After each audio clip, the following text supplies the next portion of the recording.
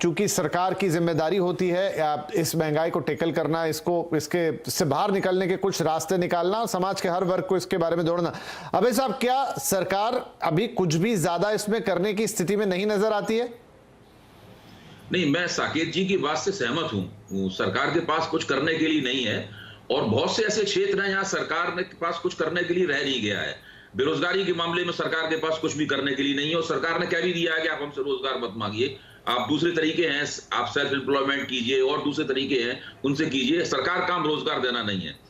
अब सरकार बिना कहे हुए अघोषित रूप से ये भी कह रही है कि महंगाई कम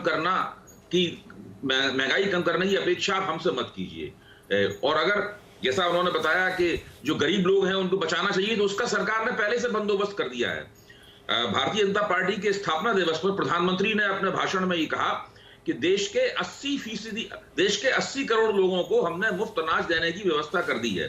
यानी 80 करोड़ लोगों का मतलब यह है कि देश की 55 से लेकर 60% की आबादी को सरकार ने मान लिया है कि वो गरीब है और वो अपने लिए खाद्य सुरक्षा सुनिश्चित नहीं कर सकती है। इसलिए उसको मुफ्त अनाज दिया जाएगा, उसको तेल दिया जाएगा, उसको नमक दिया जाएगा, उसको दाल दी जाएगी और उसको दूसरी तमाम जो सब्सिडीज हैं जो आजकल दी जा रही हैं वो उसको दी जाएंगी। तो वो सरकार को इसमें ज्यादा चिंता भी नहीं है। महंगाई बढ़ती रहे, महंगाई अपनी प्रक्रिया में कभी सप्लाई चेन ठीक हो जाएगी तो महंगाई थोड़ी कम हो जाएगी। अंतर्राष्ट्रीय मार्केट में तेल के दाम थोड़े कभी सुधर जाएंगे 1, 2, 3 महीने बाद, तो फिर उसके बाद ठीक हो जाएगा। जब चुनाव नजदीक आते हैं तो सरकार तेल के दाम बढ़ने को रोक देती है। देखिए, अभी 5 राज्यों में चुनाव हो रहे थे, लंबे अरसे तक, मेरे ख्याल से 4-5 महीने तक तेल के दाम बिल्कुल नहीं बढ़े। जैसे ही चुनाव खत्म हुए और भारतीय जनता पार्टी ने चुनाव जीत लिए, वैसे ही कुछ ही दिनों के अंदर 10 रुपए तेल के दाम बढ़ गए। तो ये अपने आप में बताता है कि सरकार के पास इस तमाम परिस्थिति से निपटने के, उसको प्रबंधित करने के, मैनेज करने के हथकंडे हैं। इसमें कोई ऐसा हस्तक्षेप करके इसको दुरुस्त करने का सरकार के पास कोई युक्ति नहीं है। इसलिए हमें सरकार से कोई उम्मीद नहीं करनी चाहिए।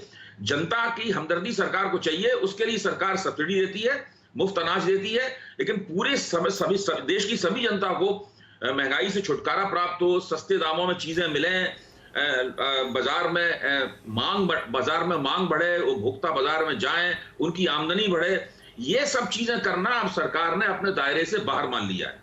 जी, तो गोपाल जी जुड़ गए हमारे साथ। गोपाल जी, सीधा सा प्रश्न यही कि क्या जनता को सरकार से महंगाई के मोर्चे पर कोई उम्मीद नहीं लगानी चाहिए? नहीं, देखिए, महंगाई एक देश की एक चैलेंज है, समस्या है। आरबीआई भी उससे जूझ रही है और सरकार इस पूरी समस्या के बारे में जागरूक है और आशा नहीं करना चाहिए, ये तो बात ही नहीं है। अगर जनता की सेवा के लिए हमारी सरकार बनी है तो जनता की हर समस्या का समाधान करना भी हमारी जिम्मेदारी है। इसलिए हम उस समस्या के समाधान के लिए भी पूरी तरह प्रतिबद्ध है। अब बात यह है कि हम उस महंगाई से निपटने के लिए क्या कर रहे हैं, जो रास्ता हमने अपनाया वो सही है या गलत है। मेरा मानना है कि जो पेट्रोलियम प्राइसेस वगैरह के कारण जो महंगाई आ रही है वो ग्लोबल इश्यूज के कारण है और उसको सरकार को उस चीज को उस तरह ही लेना पड़ेगा। कमोडिटी प्राइसेस में भी कुछ चीजें हैं जो ग्लोबल कमोडिटी प्राइसेस के कारण इन्फ्लेशन उन चीजों में आ रहा है।